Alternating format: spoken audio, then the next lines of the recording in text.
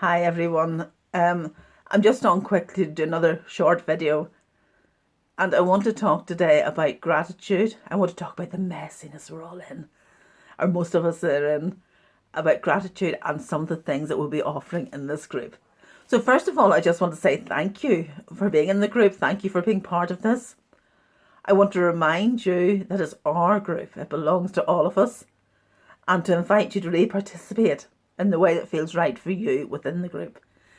To know that you're valued, to know that you're appreciated, and to know that your contribution is welcomed. So please, if you're holding back from saying anything or from posting in the group, from starting a discussion or whatever it might be, please go on ahead and do that. It would really, really be valued. Okay. So, having said that, I want to talk about messiness. And the reason I'm talking about messiness, the reason this is coming up is not only my own experience, but I've had a number of people contact me over the last week or so, really in despair, really in despair about the messiness of their life at the moment. So the first thing I want to do is I want to remind everyone that this condition that we're in, the human body, this being in the human body, being a human on the earth plane, is a messy thing, and always has been and always will be. Our journey in the earth plane isn't sort of very straightforward and very cut and dried, because it wouldn't serve us if it was. You know, our journey and our learning on the earth plane is by negotiating our pathway through the messiness, through the multitude of choices that we have to make, making the one that's the best for us, and keeping ourselves vibrationally high to enable us to bring what we want into our lives to manifest for us. And that happens within messiness. It's messiness that inspires us to choose the best thing for us, to make the best choice for us. Sorry, I'm just distracted there. I see my battery's low on the phone. So messiness is an essential part of being a human being. There's nothing wrong with it. There's no judgment in it. It is just essential. So if you find yourself in a place of confusion, of disorientation, of overwhelm, of surging emotions, of emotional vulnerability, whatever it might be, know that that is all right. Know that that's not your fault. Know that that's natural. Know that that's part of this journey. It's part of this process. And know that it's that which enables you to grow, which enables you to expand. Because for many of, myself included, for many of us, once we get into a comfort zone, we're reluctant to move out of it. Why should we leave our comfort behind when we don't know what's on the other side of it? And sometimes we need this discomfort, this messiness, this emotional pain to move ourselves forward to the next part of our journey. Okay? And within that, I want to kind of give you some examples, okay? When we're born in the human body, when we leave the womb, think about how messy and how difficult that process is for all concerned. And that's our introduction to being a human. That's how we start off in life, through that journey of disorientation, of messiness. We lose sight of who we are during the course of that as well, by the way, or within a very short time after that, as part of the journey, part of the veil of forgetfulness. So we do lose sight of ourselves through that journey. And we're born into the human body as a baby, a very vulnerable baby, dependent on other people. And that can be scary. Even for a baby, that can be scary. But we're born into a different being. We're born into a different experience, okay? So we go through the messiness, we go through the difficulty, and we're born into a new experience. And we ground ourselves in that new experience of being a baby and of growing up. And we learn how to negotiate that stage of our lives as a baby. And then something else happens and our lives get messy again. And we have to relearn to do something. And that's exactly as it is for us as adults, or whatever age we are.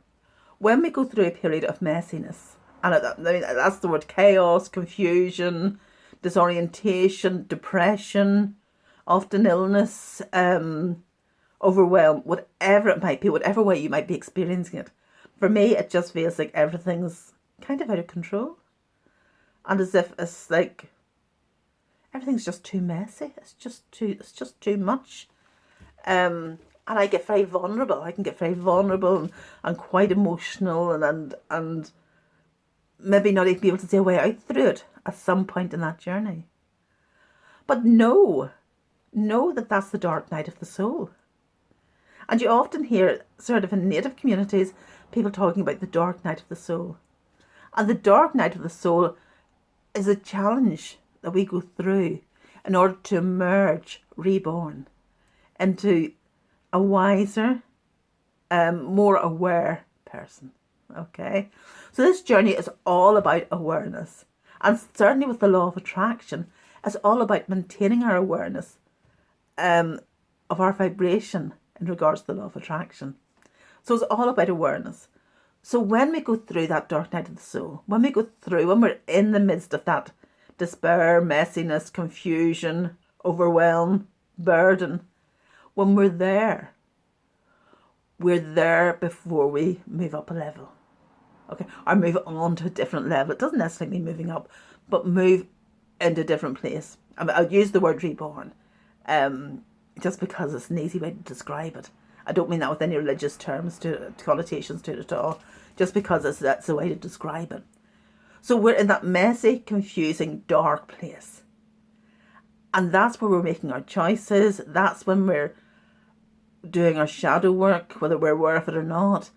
That's when we are at our most vulnerable as we negotiate our way along the journey into higher awareness.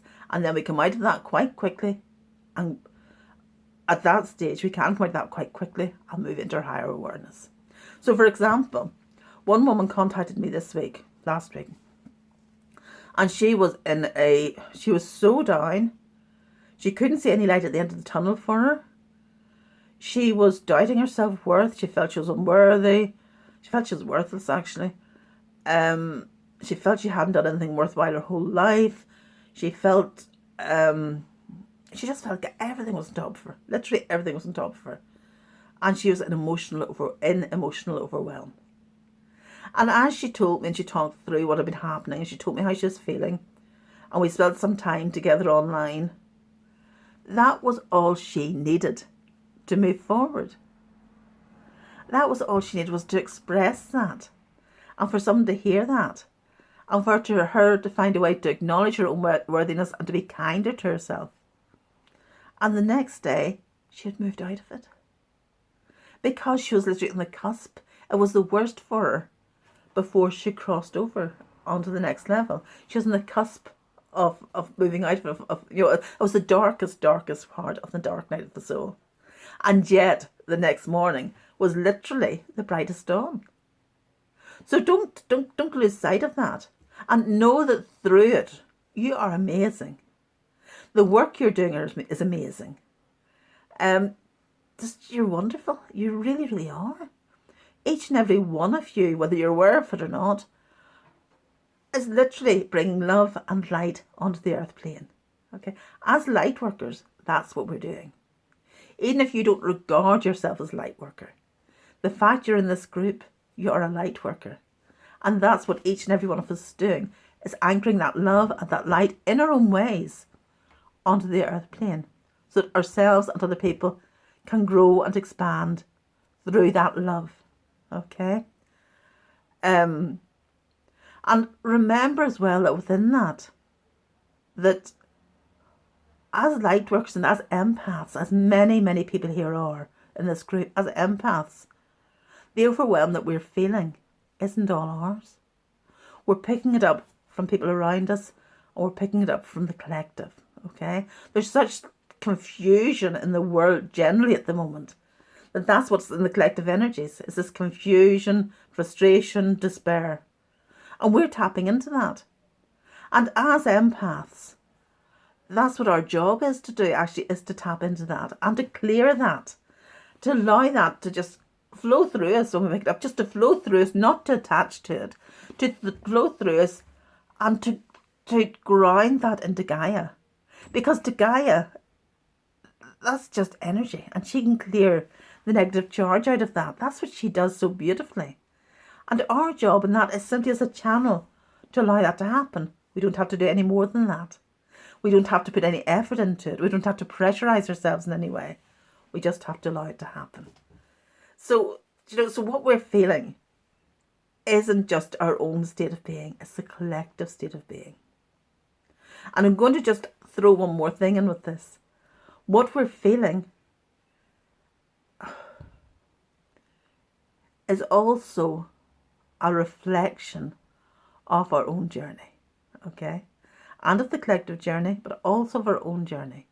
Because everything that we experience outside of us, we also experience within us. So how to explain this? This is how the law of attraction works. Everything that we experience in our life, we have attracted into it through our vibrational resonance. Okay?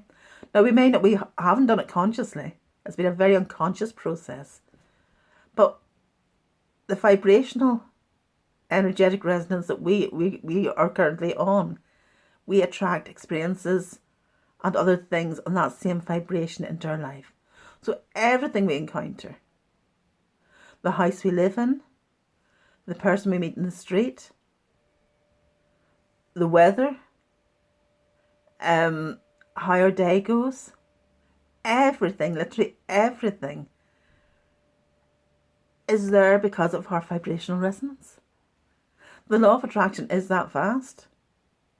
So that means as well that when we experience this overwhelm, or when we experience this dark night of the soul, it's what we've been holding within us, showing it to ourselves outside of us. Okay. Now, I know that sounds in contrast to what I said earlier on, but it isn't, because ultimately we are all one. So ultimately we're all sharing the same experience, but that's for another chat, okay? But everything that we hold within us,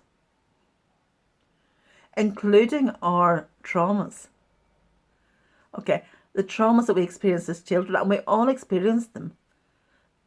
And trauma is different for each person. But as we progress in this journey, as we become more aware, we let go of our resistance bit by bit, and we let go of our trauma bit by bit. Often, in the process of letting go of that trauma, we're shown it in another form outside of ourselves. And it's how we react to that trauma outside of ourselves that enables us to heal ourselves of it within us, if that makes sense. And an example of that, how can I give an example of that? Okay. An example of that may be someone who had a difficult childhood, okay? Someone who perhaps has a memory of not being loved the way they wanted to be by their parents. Okay, and they've grown up and they're adult and have their own family now, and they're doing really well. But yet they still hold that pain, that memory within them of not being loved as they wanted to be loved.